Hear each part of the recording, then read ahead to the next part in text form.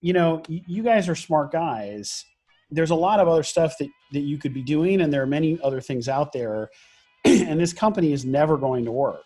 And I think most investors knew that, but we didn't.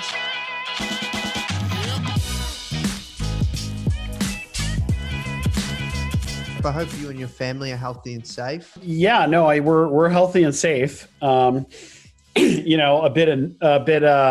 It gets frustrating after a while being locked indoors, as I'm sure you're finding as well. Yeah, it's a crazy time right now, hey? Yeah. Well, the first question I ask everyone that comes on is, how'd you get your job? My current job? Yeah, how'd you find yourself doing the work you're doing today? Man, there's a complicated history for that in my case. Rippling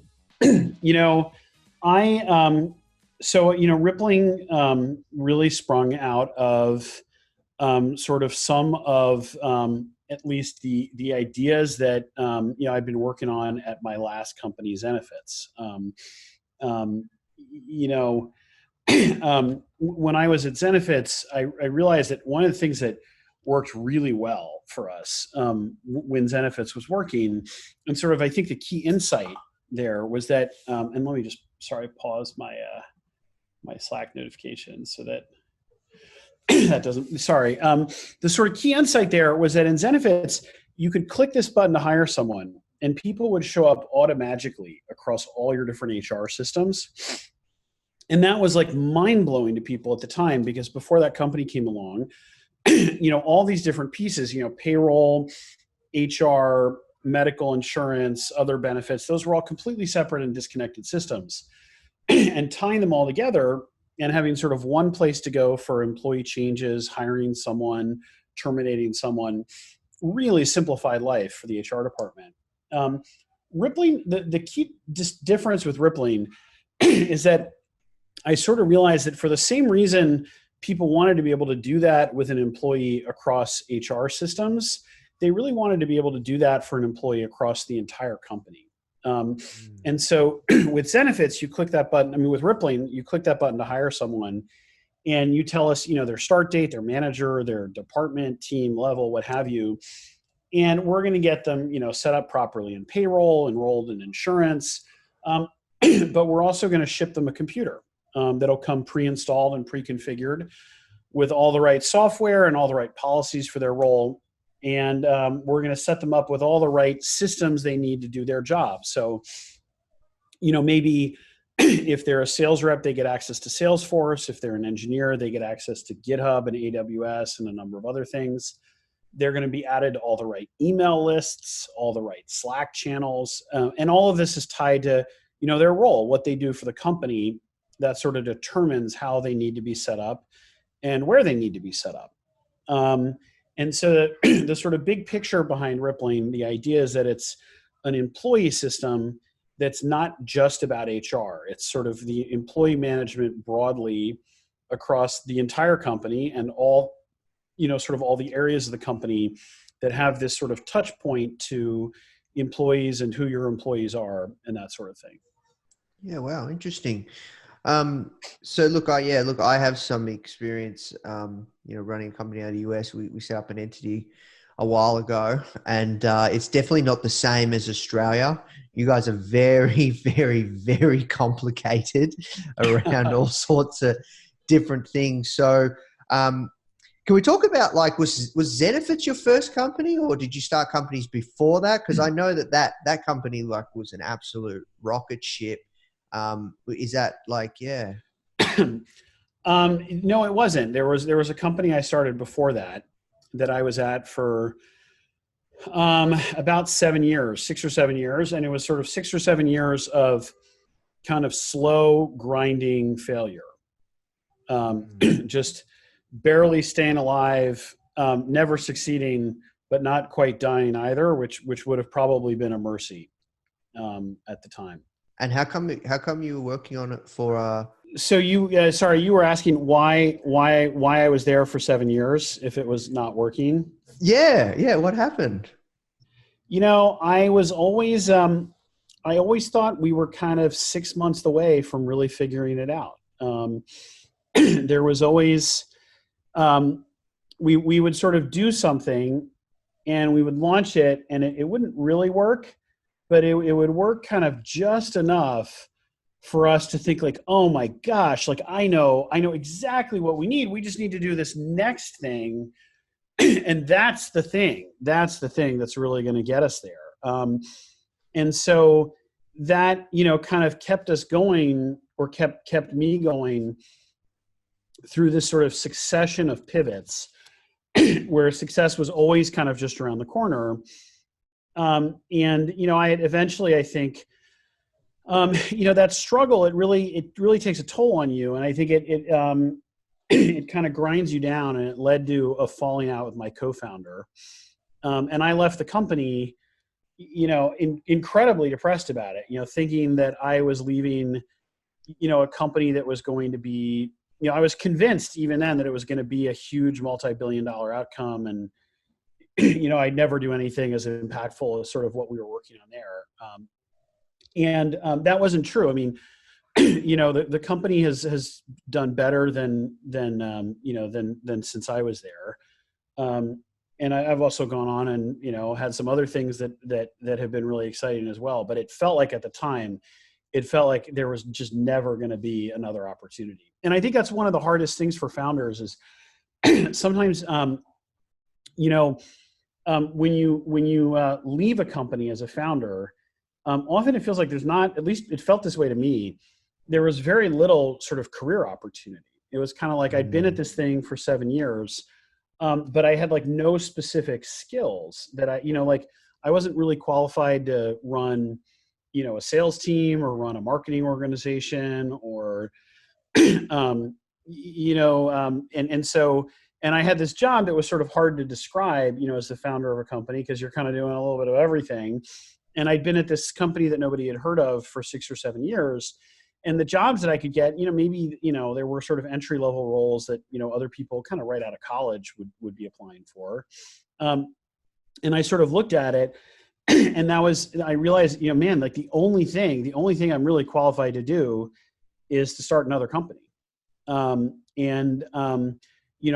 had this pain point at my first company around, just getting, we didn't have any money and we didn't have anyone in HR. And so I had dealt with sort of enrolling employees in health insurance when they joined the company.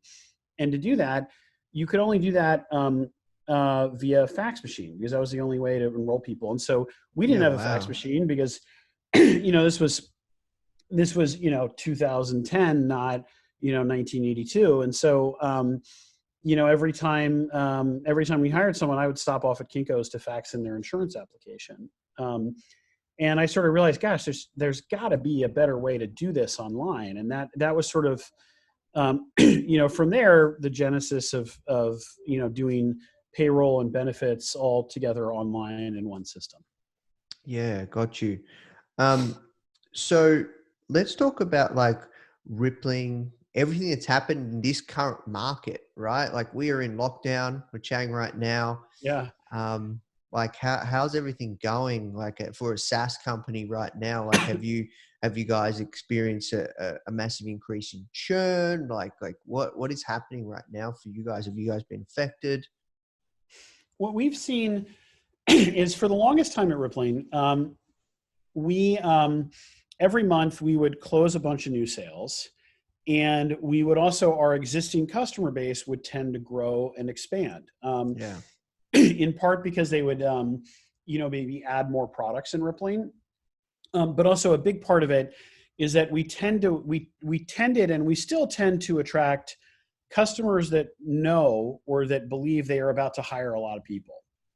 Because part of the sort of thing about Rippling that's really interesting is the ability to sort of click this button to hire someone and they get set up everywhere all at once. And so we always had, every month, our current customer base was expanding a lot and was worth, because we charge per seat, is worth a lot more money than it was the month before. And actually March and April are the 2 months in which, since the company was founded, that we will actually have like contraction in our existing customer base instead of expansion. And so that the biggest hit that we've had has been the shift from an expanding customer base to a contracting one, that we hope will be sort of a very temporary situation, and that we'll be back to sort of seeing growth in the existing customer base in the next few months. We've been fortunate that at least the sort of top of funnel has not been sort of severely impacted. So we had, that what I mean by that is the new customers coming in each month. We had in March, we were certainly down from where we planned to be, but we were still near a record in terms of the new sales that we brought in. Yeah. And I think April will likely be the same as well. So generally what I tell people is I think we're like less screwed than most. It's not fun. It's not a good situation. I would rather, for many reasons, this whole thing not be going on, but we're sort of less impacted than most because like our new customer flow has stayed, pretty strong. Yeah, I see. And I guess you guys are in a fortunate position because, many businesses that are doing okay, like they have to use a product like yours that has very, very strong lock-in that you're not going to really switch, right? Like, That's right. and I think that's a really good takeaway for people that are creating products, is creating a real painkiller that has strong lock-in, that if you were to take that away, it would cause somebody serious pain. It's also, it's one of the things, sometimes there are products that are, vitamins, and there are products that are, things that people can't do without. And, stuff like payroll, like, look, if your business is going to exist, you're going to have a payroll system. And so those are things that people, they can't really cut them as a cost saving measure. And so, there's still, a real market for that, even when times are tight. Yeah, I agree. So, tell me around kind of like you guys have raised around 50 million. Is that correct? We've raised a little bit more than that, but I think that's what we've announced. Yep, got you. And are you guys like planning to do more fundraising, or like okay, what is the plans for the future? Well, look, plans change very quickly, and sometimes plans change like right now, like like every like twice a week, given how quickly everything's changing on the ground. Our current plan is really not to raise money for the next 1.5 to 2 years. Yep. To sort of get through this sort of current period of economic contraction, and hopefully fundraise at a time when things are growing again. Knock on wood. Hopefully that's what happens. Yeah. So then what things are you guys doing in order to, even though there is kind of a contraction taking place and people are being affected and all these crazy things going on right now, what things are you guys doing strategically as a software company to ensure that you are still growing and ensure that you can kind of thrive during this time period? So there's a few things. One is like we're extremely focused on burn. We're trying to give ourselves 3 years of runway. Yep. So that if you want to raise in 2 years, you want to have some runway on the other side of that, so you're not raising on fumes. And so what that means that we're operating the business to a specific burn target. Yep. That gets us to to that level of runway. And so that means that from a headcount perspective, we're not growing headcount as much as we were planning to, say, 3 months ago. Yep. We're still hiring, though. I mean, the company is going to be more people at the end of this year than it is today. Just not as many as we thought it was going to be, say, in January, because we want to sort of really focus on that burn. The other thing is we cut back a lot, on our marketing budget. So our marketing budget, we cut that in really early March. We cut that in half.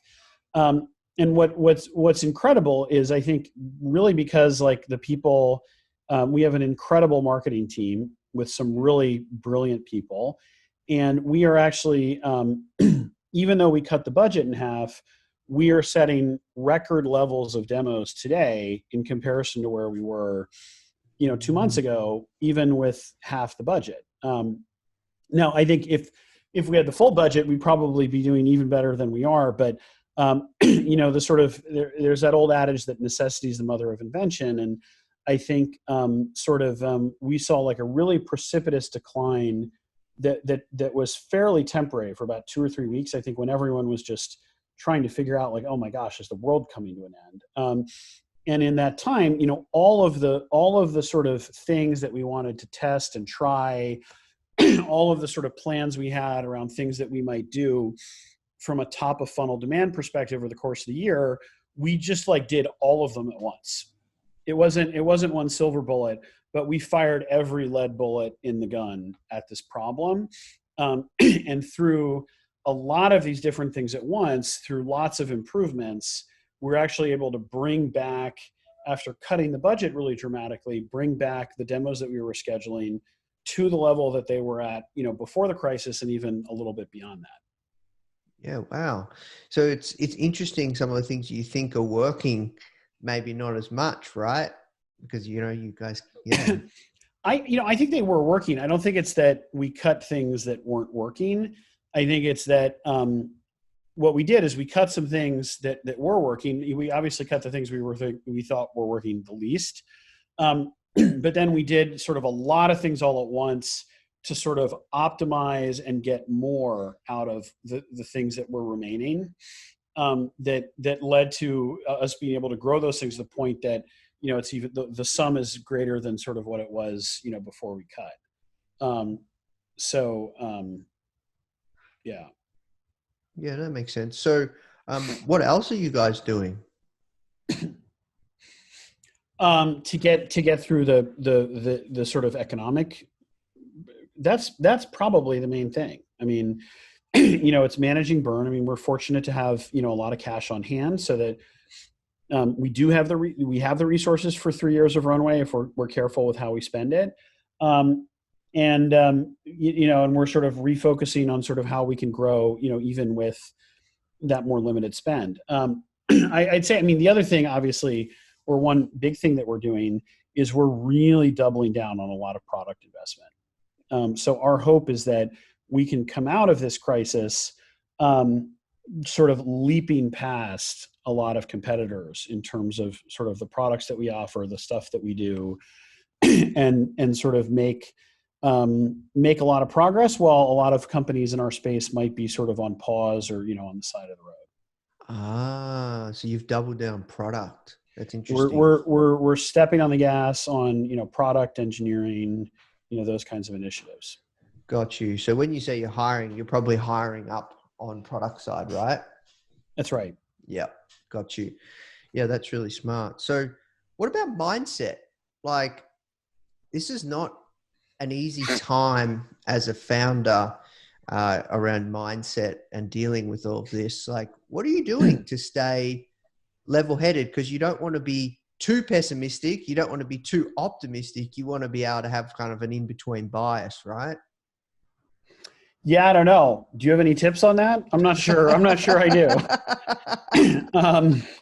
I'm a freaking mess. I'm all over the place. You're up one day, down the next, probably down a lot more days than I'm up right now. It's sort of like shocking and catastrophic to sort of watch what's going on. Yeah, I'm not sure I'm not sure I'm the person to turn to for advice on that. Yeah, no, that's fair enough. Anything like are you strategically like listening to anything, consuming anything? Like what are you doing there on like the consumption of news? Like for books?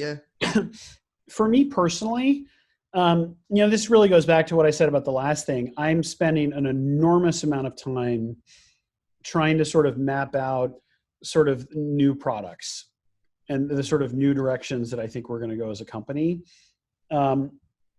Because largely, and I told the company this, I said, look, none of us can control right now what's going on in the world outside, the course of this disease, the sort of awful stuff that's going on with the economy. And so the only thing that I can control, that I feel like I can do, is I can say, you know what, I'm gonna sort of buckle down and really solve a lot of these problems that have just been out there for a while. Just spend the time to sort of just pump out things that I think will put this company in a place that when things do come back, we'll be in a place to sort of capture, a lot of the market. Hmm. And around kind of like culture and leadership, um, what advice would you share there, like for founders that have a team that how do you lead during times like this? Um, I think you've got to keep. I think motivation is really hard. People have to. I've seen what happens when people don't believe anymore. People need. You need to, I think, both be willing to sort of acknowledge what's not working. You don't want to pretend like everything's going great if it's not. But then I think you still need to be able to paint the picture of where things are headed towards and what's sort of promising about the future, because people get really deflated if they don't have that kind of meaning in their work, and if they don't understand how the things that they're doing can really translate into something really important. And that's where things get really bad, is people just they stop trying. They're even if they don't leave, they're kind of sitting around unfocused and not getting stuff done. Yeah, no, I know what you mean. So what about like remote and stuff like that? Did you guys have an easy transition because you're, cloud, like run everything in the cloud, or? No, I hate working from home personally. I I personally had probably the hardest transition of anyone, because I'm used to just kind of popping in on people, going around, the office and seeing some people in a conference room and popping in and saying hello, and swinging by someone's desk and bothering them while they're trying to get some work done. That's sort of like my whole like thing. And Yeah, so wow. suddenly, with there's no way to do that. I felt like candidly like a little lost for a bit. And I've sort of started to figure out how to do that, in Slack and in other ways, and just sort of drop in on people. But the company's doing okay remote, but I wouldn't say that it's something where we were not a remote company before this, and it has not like converted me into sort of like someone who's like, oh, the future is like everyone should be remote. I can't wait to get back into an office, and have everyone together, working and collaborating together in person. I don't know if that's going to be 2 months from now or 12 months from now, but I'm looking forward to it. Yeah, wow, interesting. So you said that like you don't believe in the future of kind of like work being fully remote or even a kind of a hybrid. Why is that? So I guess the snarky answer is like, have you had fun during the lockdown? Like, is that because it's definitely been a nightmare for me. And I mean, most people I think are like, oh my gosh, like I've got you can maybe hear my kids in the background. There's a lot of distraction at home. It's just easier to work with people face to face. I think that you can build relationships more easily that way. You can, I think I'm more compelling in person. If I'm trying to sort of, pitch someone on why this particular project that they're working on, why we really need to get it done next week, Mm, because the company's sort of hanging on it. I can do that more effectively in person than I can, over the phone or over Zoom or over Slack or something like that. So I think there's something that you lose when you go remote. And I think that, look, this crisis is forcing companies to try and make remote work, so you're getting the infrastructure in place. Everyone's using Zoom. Everyone's sort of, adopting the tools to sort of do this. But I think it's also sort of emphasizing, at least for me, it is really emphasizing the things that you lose when you're not together in person. And so I tend to be in the camp that thinks that, when this is all over,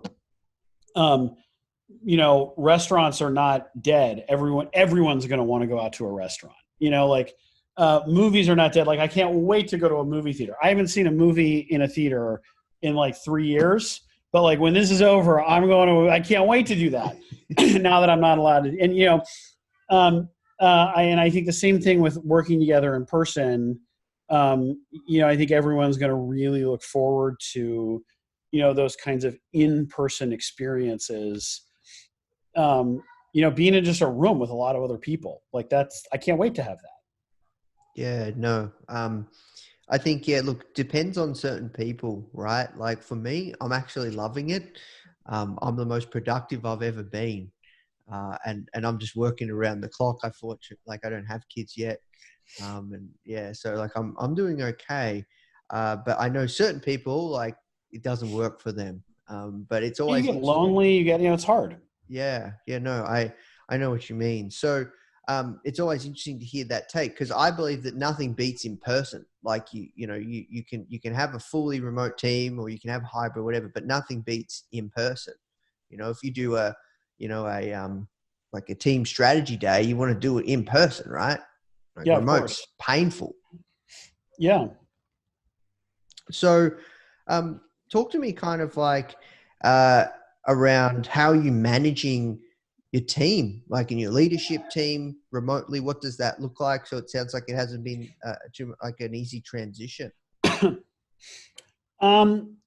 think there's a lot more, there's a lot more tooling, I was like a holdout on like really using Slack. I didn't use Slack. Now, Yeah, wow. I'm all in on Slack, obviously. It's sort of the only way to do this. Yeah, wow. There are many more sort of structured meetings, one-on-ones, things like that. You got to have like, I sort of did much more sort of informal communications and catch-ups, and now things are a lot more structured and formalized. Yeah, I see. Look, switching gears, because we have to work towards wrapping up. I'm curious, kind of like, what advice would you give to SAS founders right now during this time period? I know you've shared what you guys are focusing on and everything that you're doing, but what kind of advice would you be able to give? So this is super unpopular advice, but one thing I would say is for founders, whose company is struggling, my advice would be to maybe consider giving up. And wow. I kind of, that's sort of one of the things I always wished in retrospect that someone had told me at my first company when things were not working. That we would meet with we met with 70 different investors. No one ever told us, everyone told us no. We were constantly sort of weeks away from not being able to make payroll. And I think that I always kind of wish someone had sat down and said, you guys are smart guys. There's a lot of other stuff that you could be doing, and there are many other things out there, and this company is never going to work. And I think most investors knew that, but we didn't. And you should consider like doing something else. And I don't know, I probably wouldn't have listened to them even, or I would not have received it well, if they had said that. But it would have, I think, been better because I don't think there's a misconception that people learn a lot from failure. I think that's largely not true. I think people learn a lot more from success than they do from failure. Mostly what you learn from failure is that failure really sucks. And it's destructive. It takes a long time to recover from, emotionally, psychologically, and in many other ways as well. And really, you never, ever, ever want it to happen again. And you can learn that lesson from failure pretty quickly. You don't need to keep relearning it over and over again. And so if things are not working for a company right now, things are now much, much, much, much harder than they were even just 2 months ago. And they're going to continue to be challenging for a very long time. And so if things were really working well, maybe you can get through this. But for people where things were not really working, now might be a good time to consider doing something else. And there are, one of the differences I think now, between now and sort of when I was doing my first company, is I think the opportunities for people who have that experience of starting a company are much broader than they used to be. I mean, we really try and hire founders at Rippling. We have a bunch of founders that we have on staff.